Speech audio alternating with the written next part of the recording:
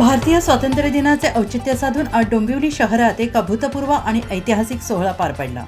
Doctor Shrikant Shinde foundation आणि विविध सामाजिक संस्थांच्या संयुक्त विद्यमाने आयोजित करण्यात आलेल्या भव्य तिरंगा रॅलीमध्ये तब्बल 25,000 डोंबिवलीकर एकाच वेळी एकाच छताखाली राष्ट्रीयत्वाच्या भावनेने एकत्र आले. ही रॅली 35,000 चौरस फुटांचा भव्य राष्ट्रध्वज प्रदर्शित करून जागतिक पातळीवर एका नव्या विश्वविक्रमाची नोंद केली आहे. घारडा सर्कल येथे सुरू होऊन टिळकपुतळा मार्ग दत्तनगर येथे या रॅलीचा समारोप झाला. 15,000 विद्यार्थ्यांचा उत्स्फूर्त सहभाग या महोत्सवाचे मुख्य आकर्षण ठरले. ते म्हणजे शहरातील विविध शाळा आणि महाविद्यालयातील 15,000हून अधिक विद्यार्थ्यांची उपस्थिती. कडक शिस्त, हातात हात, लहान तिरंगे हातामध्ये, ओठांवर देशप्रेमाच्या घोषणा देत या तरुण पिढीने संपूर्ण रॅलीचा उत्साह द्विगुणित केला. भारत माता आणि स्वातंत्र्य सैनिकांच्या वेशातील मुलांनी उपस्थितांचे लक्ष वेधून घेतले.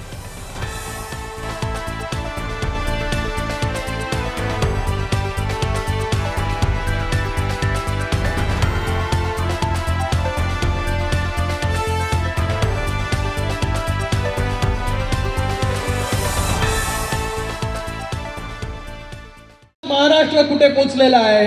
आज देशामध्ये जे आहे स्टार्टअप्स असतील, त्याचबरोबर मेक इन इंडिया असेल, आत्मनिर्भर भारत आणि त्याचबरोबर विकसित भारत 2047ला हा भारत कसा असला पाहिजे, आज त्याचं उदाहरण देखील आपल्या सगळ्यांना या ठिकाणी पाहायला मिळालं. आज हा तिरंगा जो 35,000 स्क्वेअर फीटचा होता, जो आता विक्रम झाला, आज 35,000 स्क्वेअर फीट तिरंगा फक्त खांद्यावरती जो आहे, हातामध्ये जो आहे, हा तरुणांनी जो आहे, जेन झी असेल, जेन अल्फा असेल, यांनी फक्त हातामध्ये घेतला नव्हता, पण त्यांनी देशाची जबाबदारी जी आहे ती आपल्या खांद्यावरती घेतली होती. आज ते आपण या ठिकाणी पाहिलं. आज आपण या 80व्या स्वातंत्र्य दिनी आपल्या वीर जवानांना देखील या ठिकाणी त्यांची आठवण काढतो.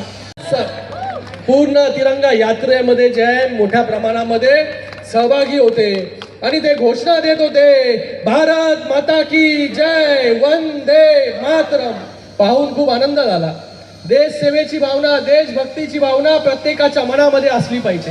आज आपला देश जो आहे हा त्याला 80 वर्ष पूर्ण झाले स्वातंत्र्य मिळून. 80व्या वर्षी आपला देश कुठे आहे, आपण कुठे चाललोय, कशा प्रकारची वाटचाल जी आहे ह्या देशाची आहे हे आपण सगळे लोक पाहत आहे.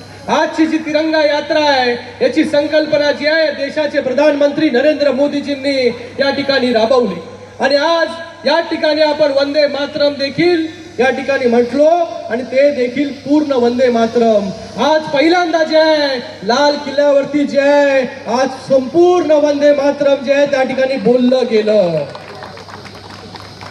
आज देशाची वाटचाल जी आहे वेगळ्या दिशेने चालली आहे.